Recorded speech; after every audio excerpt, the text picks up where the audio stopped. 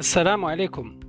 Bienvenue dans cette série de vidéos mathématiques, format exercice, traitant des situations classiques et des techniques incontournables pour les élèves de terminale sciences mathématiques.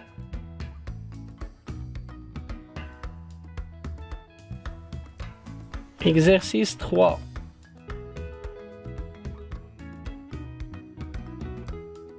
Afin de bien profiter de cette vidéo, n'oubliez pas de la mettre en pause, de faire l'exercice avant de passer à la comparaison avec les solutions proposées. Question 1A. Afin de diversifier nos approches, nous allons traiter cette question via 3 méthodes.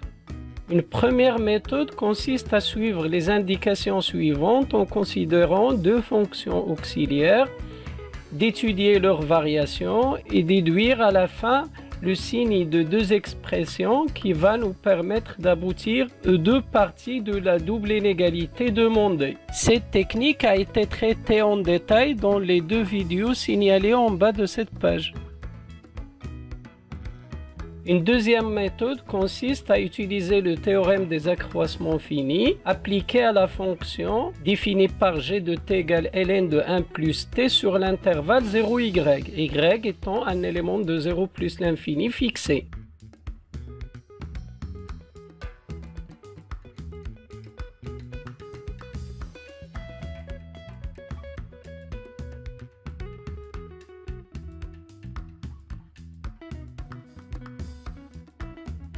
L'encadrement obtenu pour l'élément C nous permettra d'aboutir à la double inégalité demandée.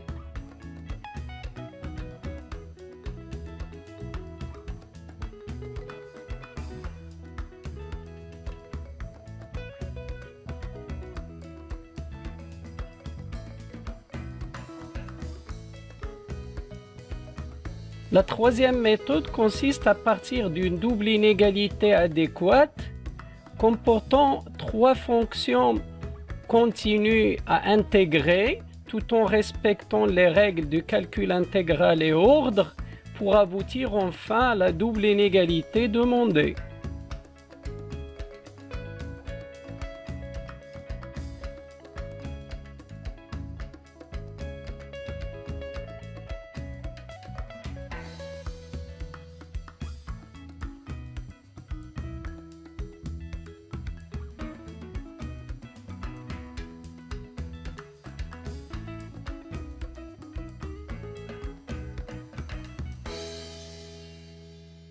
Question 1b.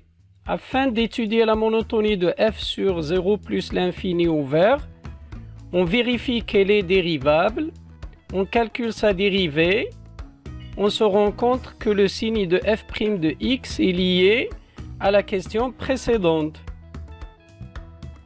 Comme f' de x est strictement négative sur 0 plus l'infini, alors notre fonction f est strictement décroissante sur 0 plus l'infini ouvert. Dans la question 2a, on pourrait être tenté par l'utilisation de l'encadrement de la première question de cet exercice. Malheureusement, il n'aboutit pas à la double inégalité demandée. Nous allons surtout utiliser le fait que la fonction f est strictement décroissante sur 0 plus l'infini. Cette monotonie nous munira d'un encadrement adéquat de f de t et par intégration sur l'intervalle 2x, 3x des 3 expressions, on aboutit à 1 tiers ln de 1 plus 3x inférieur ou égal à psi de x inférieur ou égal à 1 demi ln de 1 plus 2x. On signale que f de 3x et f de 2x sont des constantes par rapport à la variable t de l'intégrale. C'est pourquoi on les fait sortir à l'extérieur de l'intégrale. Question 2b. La continuité de psi sur l'intervalle semi-fermé 0 plus l'infini se déroulera en 2 étapes. Première étape, continuité de psi à droite en 0. On exploitera la double inégalité de la question de A et les théorèmes d'encadrement pour déduire que limite de psi de x quand x tend vers 0 plus égale 0, qui n'est autre que l'image de 0. Deuxième étape, continuité de psi sur l'intervalle ouvert 0 plus l'infini. Psi est une fonction définie par intégrale. On procède comme suit. On vérifie que la fonction petit f à l'intérieur de l'intégrale est continue sur l'intervalle j égale 0 plus l'infini, noté ici en violet. On s'assure que les fonctions u, x en fait associé 2x et v, x en fait associé 3x sont continues sur un intervalle commun i égale 0 plus l'infini, noté ici en vert. La troisième condition consiste à vérifier que u de i est inclus dans j et v de i est inclus dans j. On déduit alors que la fonction psi est continue sur l'intervalle i, commun à u et v. Psi étant continu sur l'intervalle 0 plus l'infini et continu à droite en 0, il devient continu sur l'intervalle semi-fermé 0 plus l'infini.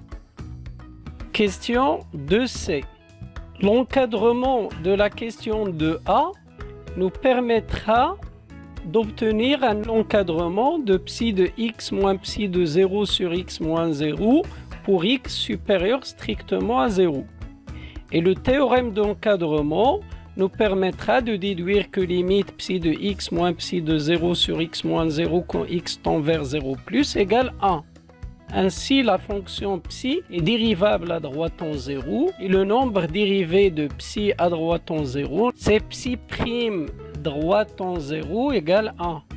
Question 2D. La fonction petit f à t fait associer ln de 1 plus t sur t et continue sur 0 plus l'infini ouvert. Donc il admet des primitives sur cet intervalle. On choisit l'une d'elles et on la note grand F. Ainsi, on pourra changer l'expression de psi de x en grand F de 3x moins grand F de 2x. Ceci nous permettra de déduire que la fonction psi est dérivable sur l'intervalle 0 plus l'infini ouvert et de calculer par la suite sa dérivée première, tout en utilisant le fait que grand F' égale petit f. On vérifie sans problème que la dérivée première de psi est strictement positive et on déduit que psi est strictement croissante sur l'intervalle ouvert 0 plus l'infini. Or, psi est continu à droite en 0. Donc, il est aussi strictement croissante sur l'intervalle semi-fermé 0 plus l'infini. Dans la question 3a, on commence d'abord par montrer que la limite de psi de x quand x tend vers plus l'infini égale plus l'infini en utilisant la question 2a et un théorème de comparaison.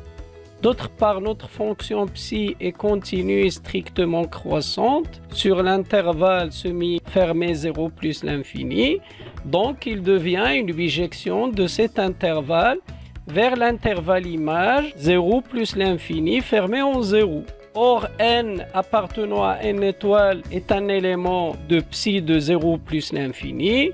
Donc, il admet un unique antécédent dans l'intervalle 0 plus l'infini fermé en 0. Cet unique antécédent alpha n est différent de 0 car sinon, psi de alpha n égale psi de 0 donnerait n égale 0. Absurde. Dans la question 3b, alpha n appartenant à l'intervalle ouvert 0 plus l'infini signifie que alpha n est strictement positif. Donc, d'après la question de A, psi de alpha n est inférieur ou égal à 1 demi ln de 1 plus 2 alpha n. Ln de 1 plus 2 alpha n est inférieur à 2 fois alpha n d'après la première question de l'exercice. Ainsi, psi de alpha n est inférieur strictement à alpha n. D'où n est inférieur strictement à alpha n car psi de alpha n égale n.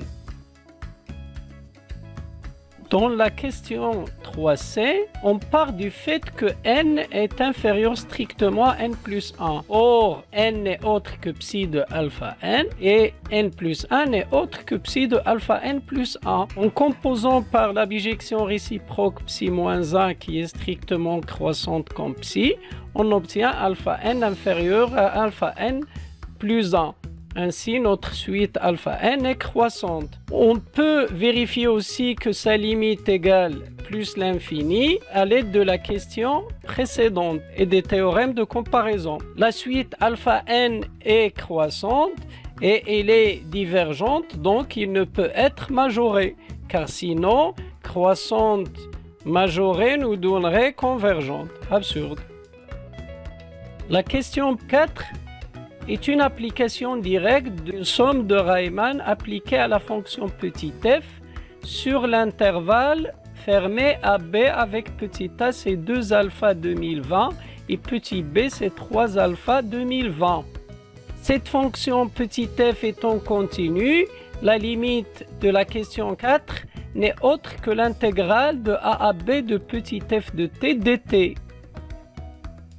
On vérifie que c'est égal à psi de alpha 2020, donc égal à 2020 car psi de alpha n égale n, ce qui clôture notre exercice. Signalons juste que la suite implicite alpha n qu'on vient de traiter provient certes d'une famille d'équations, mais d'une unique fonction psi. J'espère que cette vidéo vous a été utile. N'oubliez pas de voir mes autres vidéos. À la prochaine. Au revoir.